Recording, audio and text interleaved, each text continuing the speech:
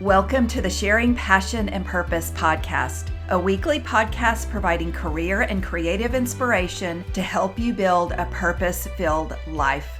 If you're interested in tapping into your creative potential, pursuing a career with passion, and building on your biggest and best resource, yourself, please join me on this path. I'm your host, Nancy Moore, and I want you to know that I'm on this journey with you. So let's get started.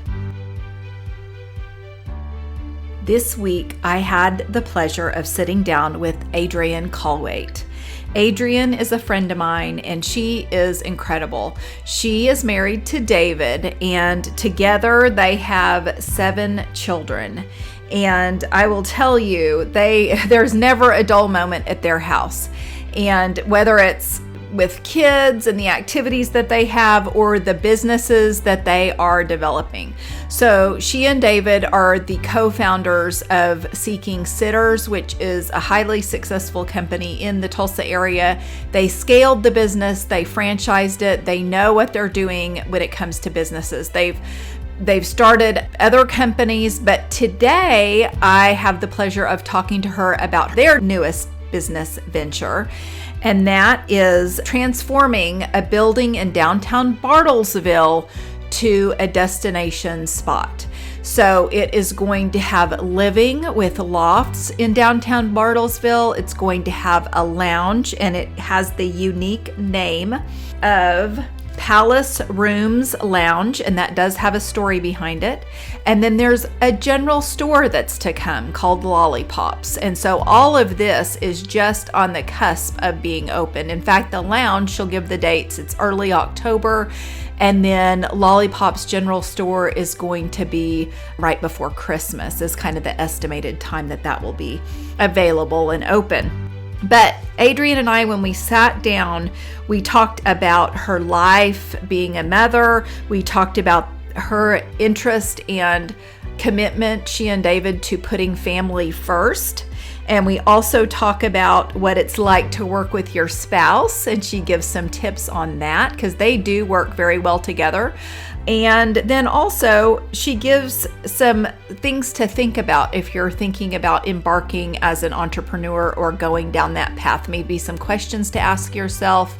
And if you have a business idea, what questions you can ask yourself to make sure that you're standing out amongst the crowd. So she gives a lot of great information today. I'm excited for you to hear this conversation with Adrienne Kallweit.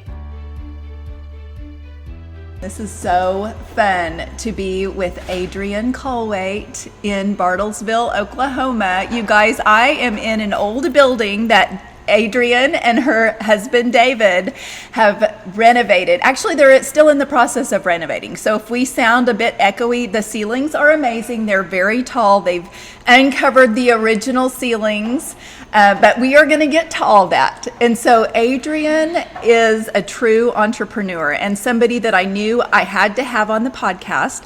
Aside from being a true entrepreneur, she's a good friend of mine. So I'm lucky she said yes to this interview today.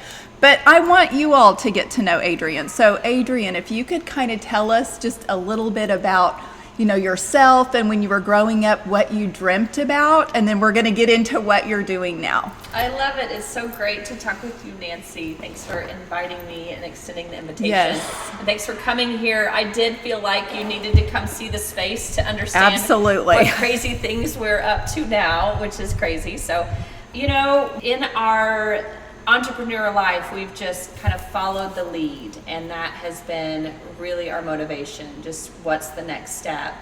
You asked me earlier about regrets and all the things that we have done and kind of jumped into. You said, I can't imagine that you'd have regrets, and we have just been able to do what we wanted to do, being partners in any business growth. David and I together, it's kind of like a magical team that we've really enjoyed over the last 25 years. But we met in the construction world. We both have degrees in construction management. We were working for Cowan Construction in Tulsa. When I graduated from OU, David graduated from Nebraska. And so we've literally been working together from the day that we met. We worked on projects together in Cowan Construction. What I wanted to do when I grew up was have my own business. I was a child of an entrepreneur family, a long line of entrepreneurs.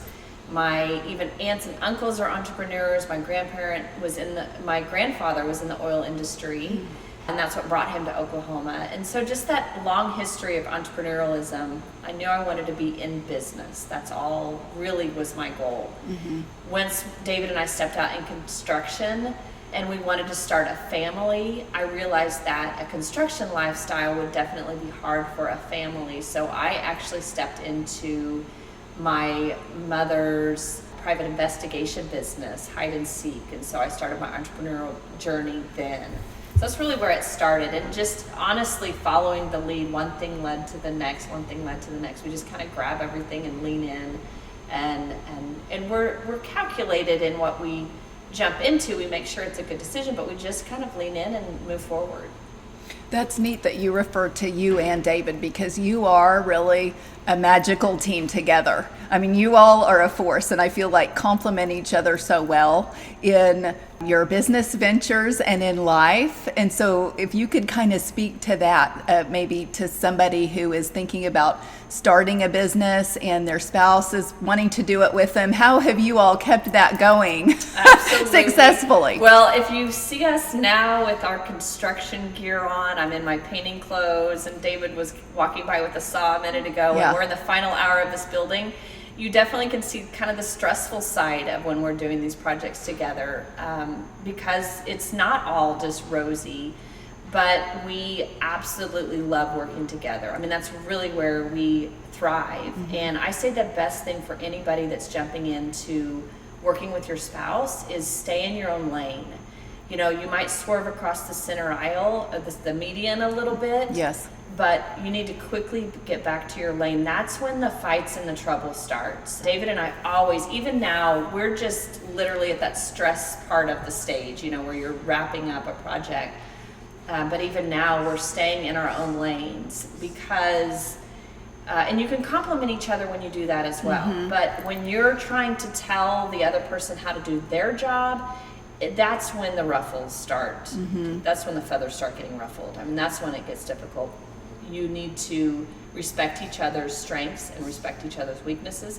David doesn't expect me to work like him. I don't expect him to work like me. We stay in our own lane. The other thing that's really important to us is we communicate a lot about our projects. I know a lot of couples have rules like don't bring it to the dinner table, don't do this. I mean, we are weaving our construction conversation all day long. We don't have a rule about it.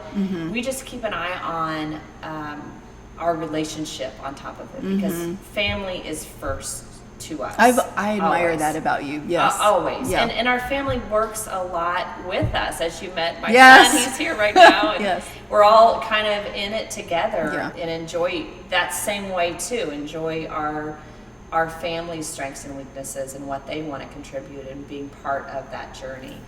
But we do communicate a lot. We have meetings often, and they're nothing formal. It's like grab the coffee in the morning and what are we doing today or what are we doing this week. And we've got a lot of construction projects going on in Bartlesville right now, and so we make sure that we're on top of every one of them, make sure that we are being efficient with our time, and then making sure we have everything that we need to do with our family needs for the day and the week as well.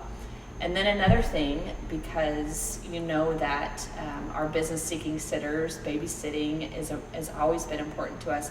Date night is number one for us. And that's kind of the birth of where the lounge came from, is creating an amazing date night space in the community that we live in now. Because getting away, even if we do go on date night and we talk a little bit about business, just getting away from the work is so important. So you mentioned the lounge, you mentioned Bartlesville, so let's talk about that. We are sitting in an area that is going to be the lounge, and it's going to be Palace, thank you, Palace Rooms. And I even took a picture of the amazing sign that they uncovered upstairs. But anyway, if you could kind of tell us what you're doing here in Bartlesville, what projects you all have going, because I want people to be on the lookout, because this is coming very, very soon. We moved from the Tulsa area about a year and a half ago. We had a growing goat event farm out in our land, out in the Tulsa area. And we were growing out of our space and our needs there. And David found some amazing land to kind of transition our farm to, and it was in Bartlesville. We also were looking for some amazing schools for our kids, and Bartlesville has an amazing public education here. So we transferred our family here about a year and a half ago. At that time, we thought we would just plant our farm and drive back to all of our projects that we had going on in the Tulsa area. And since then, we have just become so immersed in this community. We are in love with the community, the people. It's just such a rich and vibrant history that Oklahoma needs to experience. There's so much to do in not only the city, there's a lot happening downtown, but there's so much to do outside of the city as well. We went horseback riding this weekend at Wolf Creek Ranch. There are some amazing outdoor activities like that Yellowstone experience, that adventure that everybody is just loving and soaking up. It's all here. It's a great community to get away to and visit. And so we saw that up and coming. We had a building that we were developing here. And in lieu of renting out the retail spaces, we decided to build out one of them to put a nice lounge in. We're going to develop out the other side to add a general store, some things that Bartlesville is needing and wanting, just to complement all the other awesome things that are going on downtown. Yeah, downtown is just darling and very quaint and has cute little shops, but there is room. Yes, there's room for more development, yes. And you have seen that, and so I'm excited about the projects. And it's happening for sure. There's some amazing merchants here that have kind of kicked off that start several years ago. Mark Haskell is a dear friend that lives downtown. And he says, I think it was maybe 8 or 9 years ago when they got started downtown, they moved there. Loft downtown, Frank and Lola's was opening, and just this growth has been slowly churning, and now it's just really vibrant. Like you said, it's really growing, and a lot of things are happening down here now. It's a lot of fun. The community, there's nothing like it. You know, I think people post-pandemic are just really thriving when they've got that community support around them. Yes. It really exists here. I It's agree. so beautiful. Yeah, I agree. So you and David, I have mentioned this before, are true entrepreneurs. So along the way, and even throughout this whole process, I thought if you could talk to people about maybe a setback or something, an obstacle that you've had to overcome, because people are hearing that in life, in their careers and business and, entrepreneurship. But if you could share that an obstacle and maybe how you overcame that for people. Absolutely. I mean, I don't think you can have entrepreneurialism or any business without having that setback or that stumbling point or the roadblock. Every business we've had has gone through that. Even building out this lounge, we've come through some stepping stones, getting power to the building. I mean, it was a miracle when power came on a week and a half ago. We've been waiting 6 months for it. I mean, it was a very celebratory moment. So there are definite setbacks that you push through, sit down, evaluate, and really assess, is that a path that we need to continue on, or do we need to take a turn and go a different direction?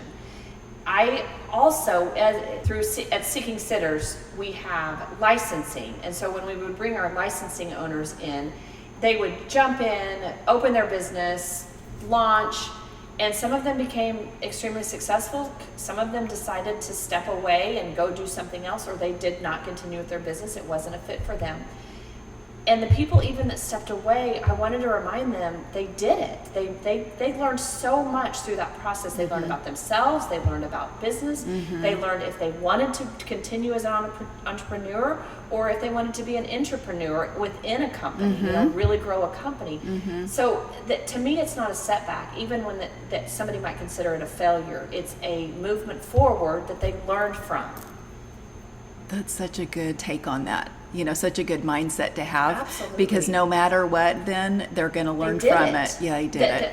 You went over the threshold. You tried. Yeah. Some people didn't even try. So you tried, and maybe that one didn't work out. Go try another one. I can't even tell you how many business ideas or opportunities that David and I have started that one didn't work out. And we stopped that one and we turned the direction and we went another direction, and that one did work out. Yeah. So, I mean, if you're looking at your business, that this scenario didn't succeed, look at it. Did you like entrepreneurism?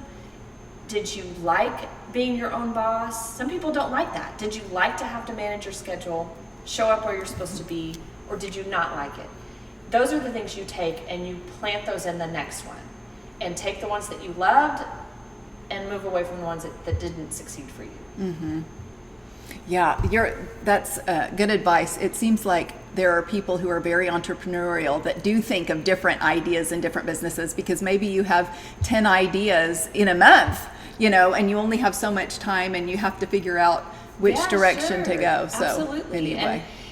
And entrepreneurialism seems really sexy to people. Yes. It seems like a real fun thing to do, but man, when you get in it and realize that you've got to be the person setting the schedule, you've got to be the person making sure you're moving forward every day. No one's checking in with you to make sure you got all of your tasks done on Monday that you're supposed to do, and if you didn't even finish them till Friday. That's not for everybody. Some people like to be part of a team that helps manage that, and you've got to jump in, realize that if it's for you or not, and then if it is for you, what it really entails to take on that commitment. Yeah, very good. Okay, so what advice would you give someone who is thinking about starting a business? So I think maybe something that David and I can offer, we do have a lot of entrepreneurialism background. We have a lot of businesses that we have grown, so we can see pretty quickly if a business is going to succeed or if it's a great idea.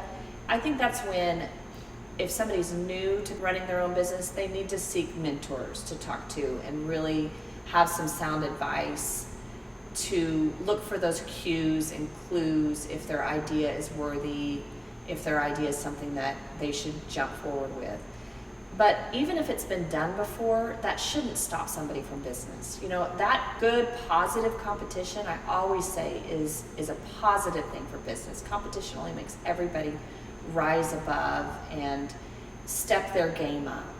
So if you're coming in doing something that already has existed before, what is your edge? Why are you doing it a little bit differently? Why are you wanting to offer that service even though somebody else is also offering it in town? What's your edge? How can you offer that with a better advantage of someone else? Or how can you complement that person?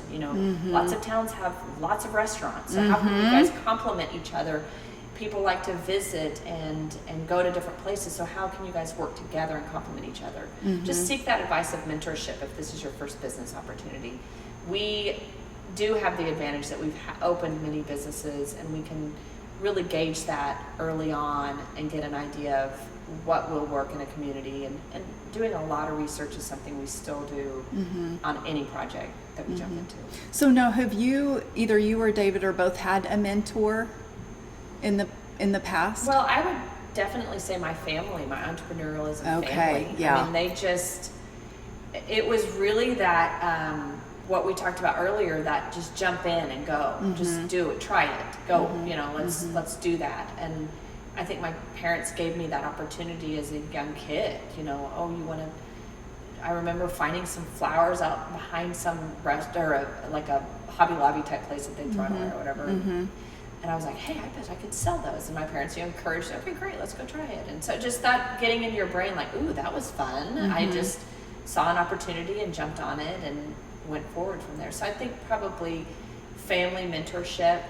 A dear friend of mine is Shannon Wilburn.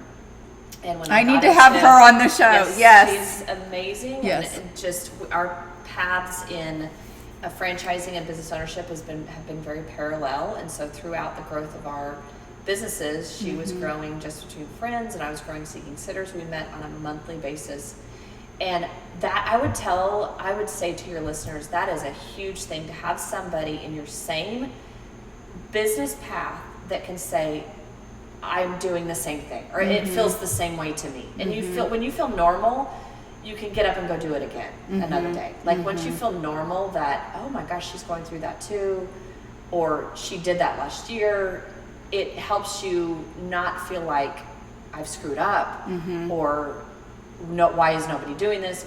That just mentorship is super helpful. Mm-hmm. I definitely would recommend that, having a partner kind of just to bounce ideas off of. You all are very similar, though, in your incredible work ethic, generating ideas. And so you probably could feed off of each other really well. Absolutely. She's just been a huge confidant in business throughout the years, for sure. And above all of that, I would say my biggest partner in all of this would be David. Yes. We are a giant complement to each other. Yeah. And I always say I'm the one that wants to jump off the cliff. Let's go. You are, yes. And David's like, hold on, let's check your parachute. Let's make sure it's working. Let's make sure it'll go off. He's the one that's like, okay, hold on. Let's ask all the right questions. And so we definitely listen to each other whenever we're jumping into something. So it's a good compliment to have that as well. And David's on my list. I need to interview him too. Oh, because goodness, that'd be fun. I know. I haven't ever done the podcast where it's two together, and so I thought I'll talk to you, and then I'll have to come back and talk to David too. I would love to hear his answer on all of these questions. Yeah, you're doing great. That's funny. Okay, so in life, what are you most proud of that you have accomplished? Is there something that kind of stands out to this point? My family. I knew you were going to say that. I was going to say, I feel like you're tearing up. Yeah. Yeah. Okay. You're going to make me tear up. Okay. I knew you were going to say that. I just thought I'll throw it out there because you never know. Well, I mean, my sport is work. I love the projects. I love all of the things that we do. I love everything that David and I have jumped into. I love getting to be with my friends like you and having fun conversations like this. But I wouldn't do any of it if I didn't have my family by my side, for sure. Yeah. We've got a big family, and it's a lot of fun. Yes. And there's a lot of us, and we have a different way of life. We kind of flow different because there's so many of us. We all are very independent. I raise really independent kiddos, and we all support each other. But David and I work a lot, and to know that my family is always the most important, and we communicate with them a lot. We communicate with them a lot when we have big projects like this going on. Last week we had a big deadline when power was coming, and we sat down on Sunday and we were like, guys, what is all going on this week? If you've got to be somewhere, you have to know where it is, because it's a big week coming and we're going to be working late hours. And so we're very upfront. We let them know what's going on. I think that openness with them is just a big part of what makes our family really, really strong. I'm glad you spoke to that, because it's not like you're in a funnel or a silo and all you get to do is work and that's it. You have to be able to, I don't know if the right word is balance, because there really is. I mean, it's very lopsided at one side or the other. It's not really a balance, but you have to allocate your time according to your priorities. And I do think when you communicate with your family and say, they need to know. I think sometimes parents do miss that, letting kids know. And they don't need to know too much. I don't mean to go off on that, but I mean just letting them know what's going on, why these things are happening, why it's important. They don't need to know.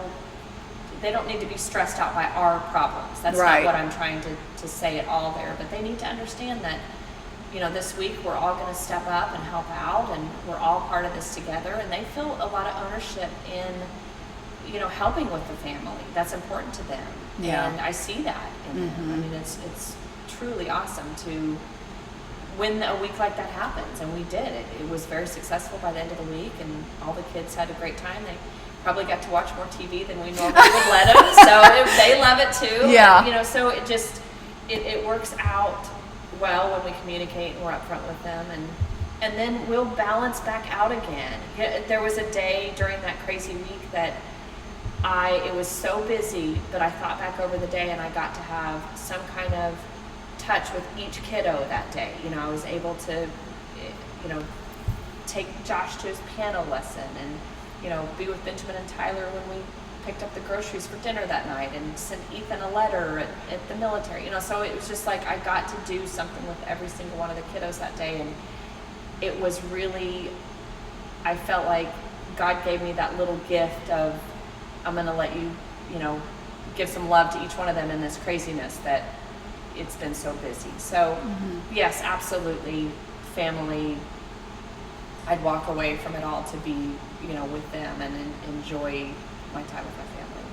Yeah. Well, luckily you don't have to do that, and they're along for the ride. Exactly. So yeah. Kanan's going to be here working, my oldest, and then Ethan is going to be working here as well. And when we open up Lollipops next door, Bella might be able to come in and work too. So I mean, it's fun to enjoy them together. I want my kids to do whatever they want to do, but when we get an opportunity to work together for little bits of time, it's a lot of fun. Yeah. To see them shine.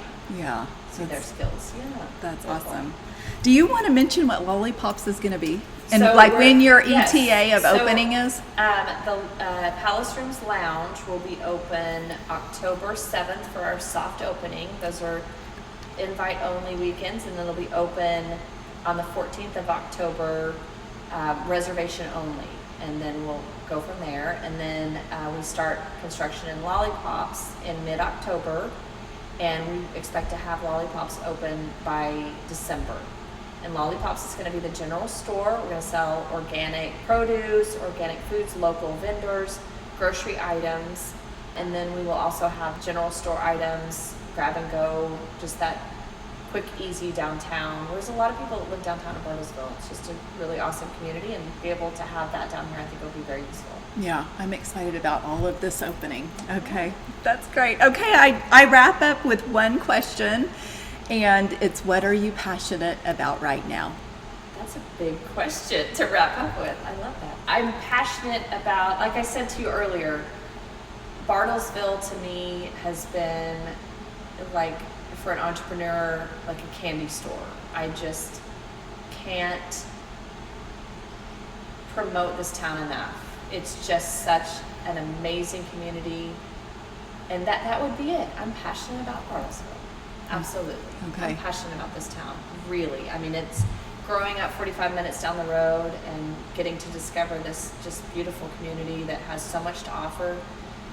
The most perfect getaway from the Tulsa, Oklahoma City area, 45-minute drive, come up here, enjoy outdoor activities, enjoy some great restaurants, enjoy Woollah Rock, and enjoy some Yellowstone type adventure.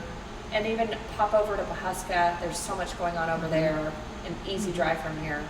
That is absolutely where my passion is right now. Okay, I love it, because that's probably good, because this is where your time is and your family, and Absolutely. So you're all in. Okay, I love it. Well, Thank you, Nancy. Yeah, This was so fun. Thanks for talking to me. I appreciate You are an it. inspiration too, and you You're are sweet.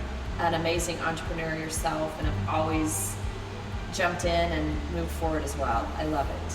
Well, thanks for that. That's a huge Watching compliment you. coming from you. Oh, I just appreciate love it. watching you, and you support people so well. It's just been great. Well, it's fun. So, well, thank you, Adrienne. Okay, everybody, that's a wrap on this week's episode. I want to thank you for listening to the Sharing Passion and Purpose podcast. It means the world to me, and I'd love to connect with you. Please follow me on Instagram, Facebook, and LinkedIn at Sharing Passion and Purpose, and Twitter at Passion Sharing. Also, if you like this podcast, it would mean a lot to me for you to subscribe, rate, and review it. And as always, all my show notes will be available on my website, sharingpassionandpurpose.com.